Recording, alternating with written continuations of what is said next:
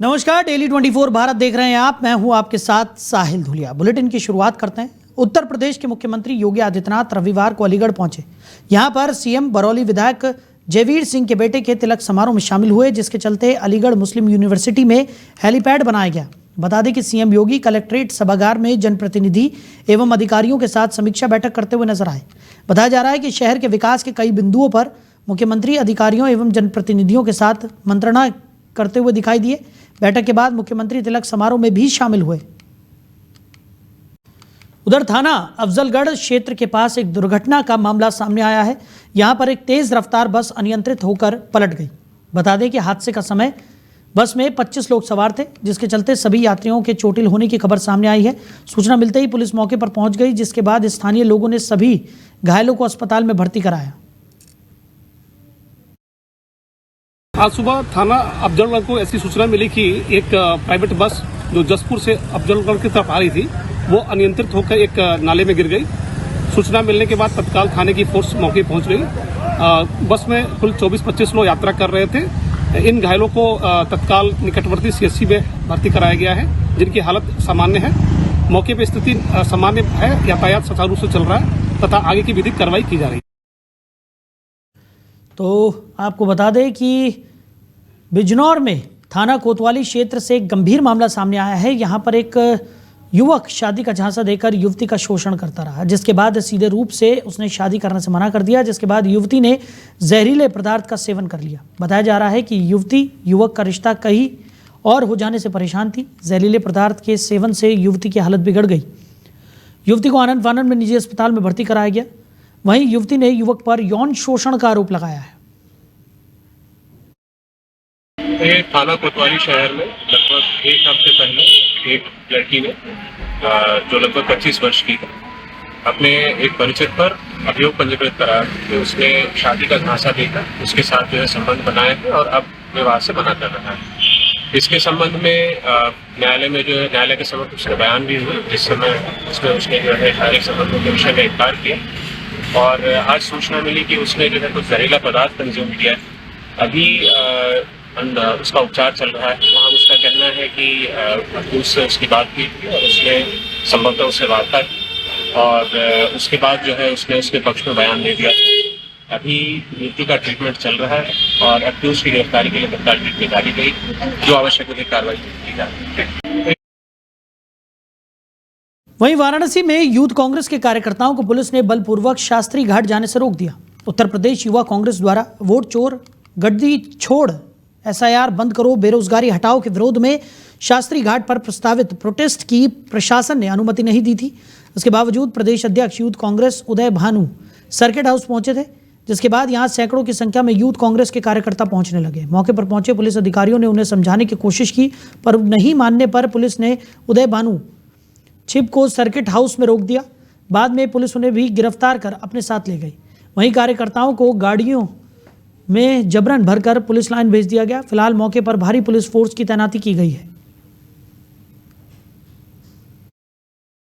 5 से 6 दफ़ा यहाँ पे प्रशासन से मंजूरी मांगी और अलग अलग डेटों पे हमें मंजूरी भी दी गई, लेकिन फिर एक ऐन मौके पे वो मंजूरी हटा ली गई। यहाँ पे हमारे राष्ट्रीय अध्यक्ष, हमारे प्रदेश अध्यक्ष, हमारे राष्ट्रीय सचिव, हमारे 4-5 राष्ट्रीय सचिव यहाँ आए हुए हैं। सबको बर्बरिया शासन के द्वारा लठिया प्रयोग करके उनको उठा करके बस में भर करके ले जाया गया है और जो भी कार्यकर्ता बचे हैं उनके ऊपर बर्बर प्रदर्शन किया जा रहा है। ये यहाँ पे सिर्फ यूथ कांग्रेस के ऊपर घेराबंदी नहीं हुई है, ये पूरी घेराबंदी लोकतंत्र के ऊपर हुई है। ये देखिए, बिना परमिशन के एक पार्टी के पॉलिटिकल पार्टी के लोग यहाँ इकट्ठा हुए थे। हमें पता लगा कि सर्किट हाउस पे नारेबाजी हो रही है और तमाम तरीके की चीज़ें बोली जा रही है, तो उनसे प्रयत्न किया गया कि उनसे वार्ता कर ली जाए, परंतु फिर उन्होंने अरेस्टिंग दे दी और अभी सब कुछ शांति व्यवस्था कायम है। क्या ये यूथ कांग्रेस के लोग थे? हाँ, ये एक पॉलिटिकल पार्टी के लोग थे। 5 से 6 दफ़ा। चलिए आगे बढ़ते हैं और अब आपको सीधा लिए चलते हैं लोकसभा, जहां पर आज वंदे मातरम को लेकर 10 घंटे की चर्चा शुरू होने वाली है।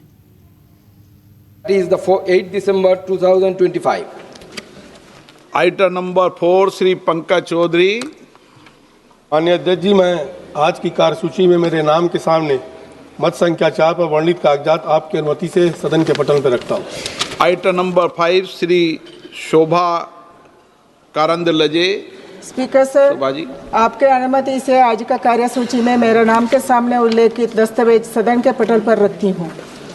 Item number 6 Shri Kirti Vardhan Singh. Speaker, sir, with your permission, I rise to lay on the table of the House the papers related to the Ministry of Environment, Forest and Climate Change as mentioned against serial number 6 in today's list of business. Thank you. तो लोकसभा से तस्वीरें आपको दिखा रहे हैं जहां पर आज वंदे मातरम को लेकर चर्चा होनी है। लगभग 10 घंटे की ये चर्चा होगी और प्रधानमंत्री नरेंद्र मोदी इस चर्चा की शुरुआत करेंगे। तो बताया जा रहा है कि प्रधानमंत्री नरेंद्र मोदी भी लोकसभा पहुंच गए हैं। थोड़ी देर में वंदे मातरम को लेकर चर्चा की शुरुआत हो जाएगी। तो प्रधानमंत्री नरेंद्र मोदी भी लोकसभा पहुंच गए हैं और आज लोकसभा में वंदे मातरम को लेकर चर्चा होनी है। 10 घंटे की ये चर्चा होगी और प्रधानमंत्री नरेंद्र मोदी ही इस चर्चा की शुरुआत करेंगे। सीधी तस्वीर आपको दिखा रहे हैं लोकसभा से ये तस्वीरें। तो प्रधानमंत्री नरेंद्र मोदी भी लोकसभा पहुंच गए हैं। थोड़ी ही देर में वंदे मातरम पर चर्चा की शुरुआत हो जाएगी। चलिए आगे बढ़ते हैं और रुक करते हैं एक बार फिर से उत्तर प्रदेश की खबरों का। तो कुठौंद थाने के प्रभारी निरीक्षक अरुण कुमार राय की हत्यारोपी महिला आरोपी को गिरफ्तार कर लिया गया है और बताया जा रहा है कि बीते 5 दिसंबर को सर्विस रिवॉल्वर से चली गोली से इंस्पेक्टर की मौत हुई थी। परिजनों की तहरीर पर आरक्षी मीनाक्षी शर्मा पर मुकदमा दर्ज कराया गया, जिसके चलते दर्ज मुकदमे के बाद मीनाक्षी शर्मा की गिरफ्तारी हुई। पुलिस के अनुसार महिला आरक्षी ने कमरे में गोली चलने की सूचना दी थी, जिसके बाद मामले का सीसीटीवी फुटेज भी देखा गया, जिसमें महिला आरक्षी के कमरे से निकलने और दाखिल होने की संदिग्ध भूमिका सामने आई थी। दिनांक 5/12/25 को रात्रि में थाना प्रभारी कुठौंद अरुण राय की गोली लगने से मृत्यु हुई थी। दिनांक 6/12/25 को उनके परिजनों द्वारा एक तहरीर दी गई थी। तहरीर के आधार पर सुसंगत धाराओं में अभियोग पंजीकृत किया गया था। आज दिनांक 7/12/25 को नामित महिला आरक्षी की गिरफ्तारी कर प्राथमिक विवेचना के साक्ष्य संकलन की कार्रवाई कर माननीय न्यायालय के समक्ष प्रस्तुत किया जा रहा है। अग्रिम विधिक विवेचनात्मक कार्रवाई प्रचलित है। वहीं जालौन में एक बार फिर दबंगों का कहर देखने को मिला है। यहां पर 4 दबंगों ने खेत से लौट रहे 2 सगे भाइयों पर लाठी डंडों और कुल्हाड़ी से जानलेवा हमला कर दिया। दबंगों के हमले और मारपीट में दोनों भाई गंभीर रूप से घायल हो गए। हमलावरों ने ट्रैक्टर रोककर उसमें भी तोड़फोड़ की और दोनों भाइयों को ट्रैक्टर से जबरन खींचकर पीटा। वहीं मौके पर पहुंचे ग्रामीणों को देख हमलावर जान से मारने की धमकी देकर फरार हो गए। बता दें कि दबंगों द्वारा की गई मारपीट का वीडियो सोशल मीडिया पर वायरल हो रहा है। पीड़ित भाइयों को गंभीर चोटें आई हैं और कौशल की हालत नाजुक है, जिसके बाद पीड़ित परिजनों ने मामले में एसपी जालौन से शिकायत कर कार्रवाई की मांग की है। वहीं जालौन में बेखौफ चोरों ने नर्स, डॉक्टरों और मेडिकल स्टाफ के 7 क्वार्टरों में 1 करोड़ से अधिक की चोरी की है। मेडिकल कॉलेज परिसर के 7 क्वार्टरों में सुनियोजित चोरी की वारदात को अंजाम देते हुए चोर सीसीटीवी में कैद हो गए। बता दें कि बेखौफ चोर मेडिकल स्टाफ की बेशकीमती ज्वेलरी व लाखों रुपए की नकदी लेकर फरार हो गए। सभी डॉक्टर रात और नर्सिंग स्टाफ रात में ड्यूटी पर थे। उधर चोर वारदात को अंजाम दे रहे थे। जब डॉक्टर ड्यूटी से लौटे तो दरवाजे टूटे मिले, सामान बिखरा मिला, जिससे मेडिकल सुरक्षा की पोल खुल गई। चोरी की इस बड़ी वारदात के बाद मेडिकल कॉलेज परिसर में हड़कंप मच गया। मौके पर पहुंची पुलिस व फॉरेंसिक टीम ने घटना की जांच पड़ताल की। बताया जा रहा है कि चोरों द्वारा चोरी की वारदात को अंजाम देने से पहले स्ट्रीट लाइट्स को तोड़ दिया गया और सुरक्षा कर्मियों को नशे में धुत कर दिया गया। यहाँ जो है 8 लोगों के यहाँ इस समय प्रेजेंट टाइम चोरी हुई है और 6 माह पूर्व यहाँ रविंद्र पटेल LT हैं, उनके घर पे भी चोरी हुई थी। उस समय 4 चोर सीसीटीवी कैमरे में बांधे आए थे। इस बार 3 लोग आए हैं जो सीसीटीवी कैमरे में बांधे हुए हैं, लेकिन उस समय 2-3 दिन पुलिस प्रशासन सतर्क रहा। उसने उस समय वो चोरी नहीं खुल पाया। अगर वो चोरी खुल जाती तो शायद आज ये घटना ना घटती, और उस चोरी से भी अगर सतर्क हो जाते तो आज हम लोगों को मौका नहीं देखना पड़ता। इन्होंने फोन किया मेरी दोस्त ने कि आज मेरी किसी ने कुंडी बंद कर दी है। मैंने कहा चलो आकर के वो लिखते हैं एप्लीकेशन कि ऐसे कौन करता है। फिर जो ओवर लेने आई है उसने बताया कि दीदी आज कैंपस में चोरी हो गई, शिवानी गुप्ता का ताला तोड़ दिया है। तो मैंने इनसे कहा, सामने वाली दीदी से, हमने कहा दीदी आज उसका शिवानी गुप्ता का ताला टूट गया है, पता नहीं, आप चलिए, हम और आप दोनों ड्यूटी पे हैं। तो ये आई है सबसे पहले दीदी। इन्होंने कहा कि पुष्पा आ जाओ, तो मेरी तबीयत खराब हो रही है। तो तब मैं आई हूँ, तो मुझे पता लग गया कि मतलब मेरे घर में भी हो सकता है, क्योंकि वो ड्यूटी करके गई हैं तो तबीयत कैसे खराब हो सकती है तुरंत। और यहाँ पे पहले चोरी हो चुकी है, 4 जून को चोरी हुई थी पटेल जी के यहाँ पे, तो हम लोग थोड़े सतर्क थे, ताला में दोनों में लगा करके गई थी। उधर पुलिस ने अंतर्राज्यीय वाहन चोर गैंग का खुलासा किया है। यहाँ गैंग के 3 शातिर वाहन चोरों को पुलिस ने गिरफ्तार कर लिया। इसके साथ ही पुलिस ने चोरी की 11 मोटरसाइकिल भी बरामद की है। बताया जा रहा है कि बरामद बाइक की कीमत लगभग 5,50,000 रुपए है।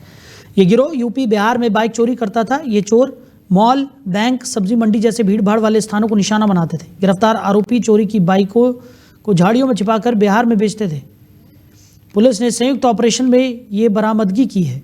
वाहन चोरों के विरुद्ध चलाए जा रहे अभियान के अंतर्गत कोतवाली पडरौना की पुलिस एवं स्वाट की टीम के द्वारा 3 अभियुक्तों को गिरफ्तार करते हुए कुल 11 अदद मोटरसाइकिल।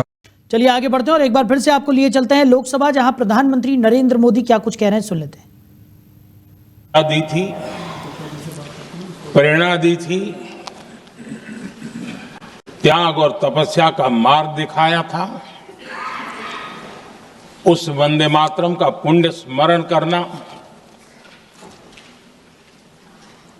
इस सदन में हम सबका ये बहुत बड़ा सौभाग्य है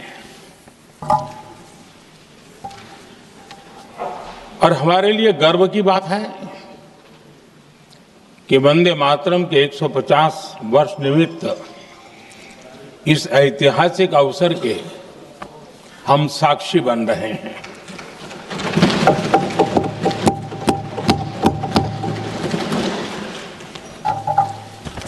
एक ऐसा कालखंड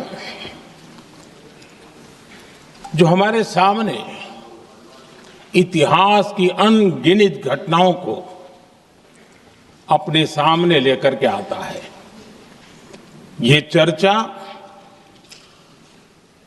सदन की प्रतिबद्धता को तो प्रकट करेंगी, लेकिन आने वाली पीढ़ियों के लिए भी, दर पीढ़ी के लिए भी ये शिक्षा का कारण बन सकती है अगर हम सब मिलकर के इसका सदुपयोग करें तो।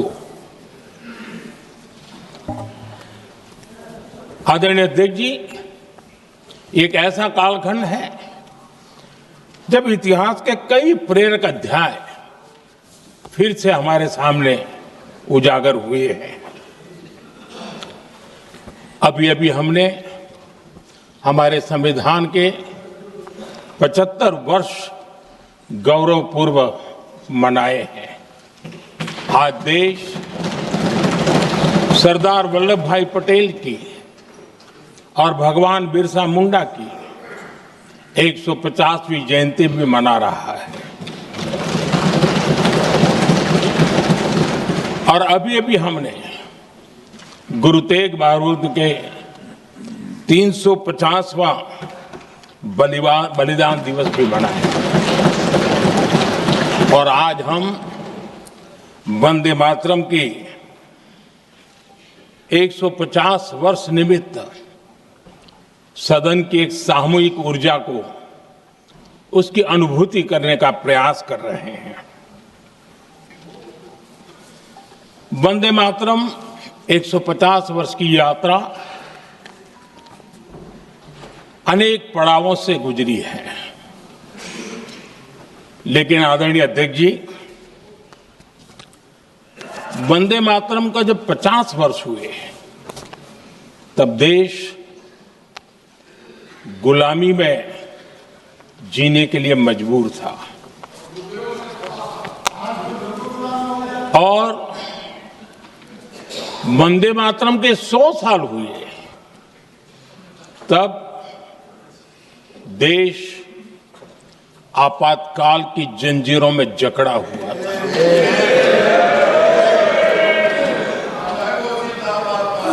जब वंदे मातरम 100 साल के अत्यंत उत्तम पर्व था, तब भारत के संविधान का गला घोंट दिया गया था।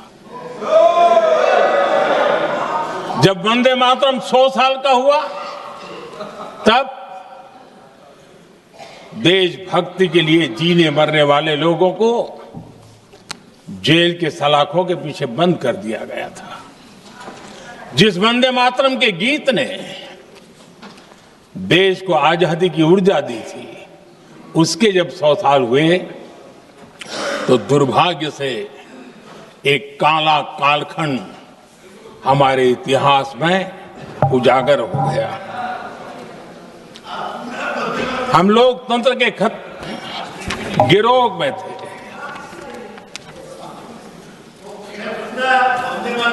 आदरणीय अध्यक्ष जी, 150 वर्ष उस महान अध्याय को, उस गौरव को पुनः स्थापित करने का अवसर है और मैं मानता हूं सदन ने भी और देश ने भी इस अवसर को जाने नहीं देना चाहिए।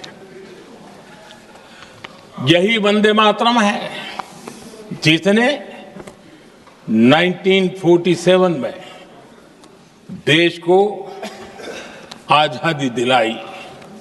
स्वतंत्रता संग्राम का भावात्मक नेतृत्व इस वंदे मातरम के जयघोष में था। आदरणीय अध्यक्ष जी, आपके समक्ष आज जब मैं वंदे मातरम 150 निमित्त चर्चा के लिए आरंभ करने खड़ा हुआ हूं, यहां कोई पक्ष प्रतिपक्ष नहीं है, क्योंकि हम सब यहां जो बैठे हैं एक्चुअली हमारे लिए रण स्वीकार करने का अवसर है कि जिस वंदे मातरम के कारण लक्षावधि लोग आजादी का आंदोलन चला रहे थे और उसी का परिणाम है कि आज हम सब यहां बैठे। और इसलिए हम सभी सांसदों के लिए, हम सभी जनप्रतिनिधियों के लिए वंदे मातरम के रण स्वीकार करने का ये पावन पर्व है।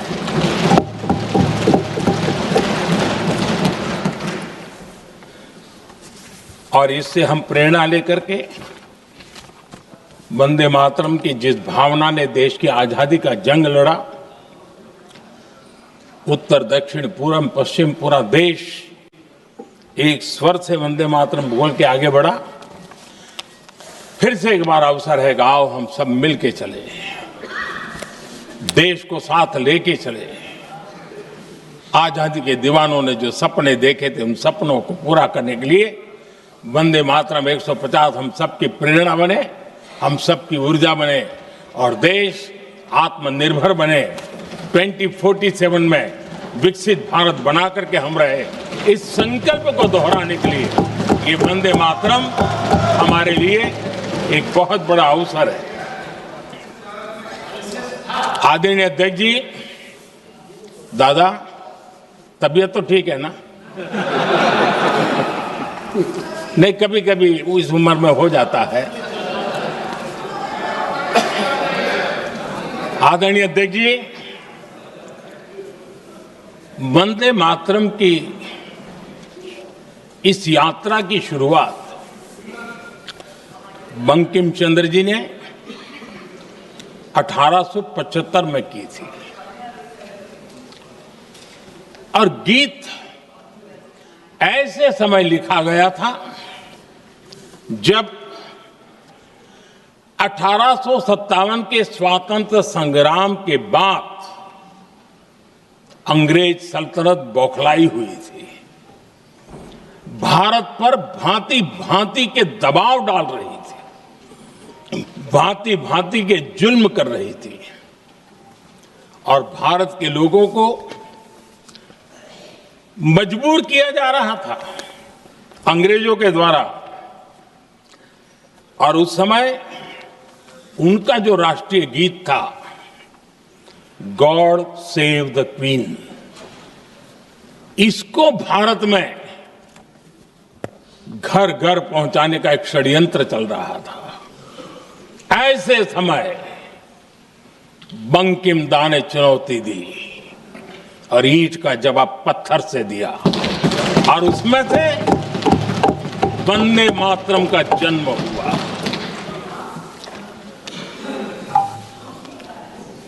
इसके कुछ वर्ष बाद 1882 में जब उन्होंने आनंद मठ लिखा तो इस गीत का उसमें समावेश किया गया। आदरणीय अध्यक्ष जी, वंदे मातरम ने उस विचार को पुनर्जीवित किया था जो हजारों वर्ष से भारत की रग रग में रचा बसा था। उसी भाव को, उसी संस्कारों को, उसी संस्कृति को, उसी परंपरा को उन्होंने बहुत ही उत्तम शब्दों में, उत्तम भाव के साथ वंदे मातरम के रूप में हम सबको बहुत बड़ी सौगात दी थी। वंदे मातरम ये सिर्फ केवल राजनीतिक आजादी की लड़ाई का मंत्र नहीं था,